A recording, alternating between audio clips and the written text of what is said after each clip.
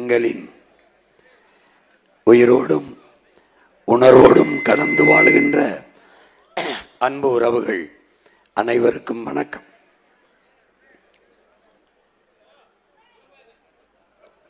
இதுவரை இந்த நிலத்திலே நடந்த தேர்தலை போல என் அன்பு சொந்தங்கள், எங்கள் பெற்றோர்கள், எங்கள் உடன் பிறந்தார்கள் இந்த தேர்தலை எதிர்கொள்ளக்கூடாது. தொடர்ந்து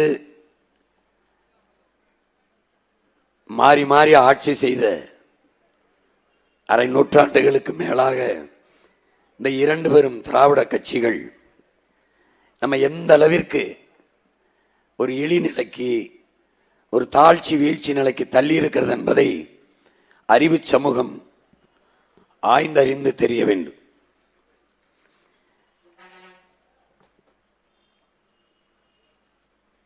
உலகத்தின் புகழ்பெற்ற பரிசான விருதான நோபல் பரிசை பொருளாதாரத்திற்கு வென்ற அமர்த்தியா சென் அவர் இந்த விருதை பெற்ற பிறகு ஒரு நேர்காணலில் சொல்லுகிறார்,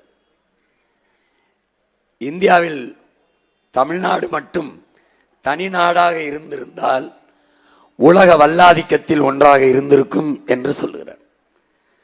அடுத்து கீழே அவ்வளவு செல்வ வளங்கள் அந்த நாட்டில் இருக்கிறது என்று சொல்கிறார். அதற்கு அப்போது முதலமைச்சராக இருந்த நம்முடைய ஐயா கருணாநிதி அவர்கள்ட்ட அமர்த்தியா சென் இப்படி சொல்றாரு, அதுக்கு உங்கள் கருத்து என்னென்று. அவர் சொல்றது சரிதான், ஆனால் தனித்தமிழ்நாடு கேட்கிறவர்களுக்கு இது ஊக்கப்படுத்துற மாதிரி ஆகிடக்கூடாதுன்னு சொல்றாப்ல அவர். இதில் என்ன பார்க்கணும்னா, அவ்வளவு செல்வ வளங்கள் இருக்கு, இந்திய பெருநிலத்தில் இவ்வளவு நிலம் இருக்கு, 81 விழுக்காடு நிலக்கரி நம்ம மண்ணில் தான் இருக்கு. அப்போ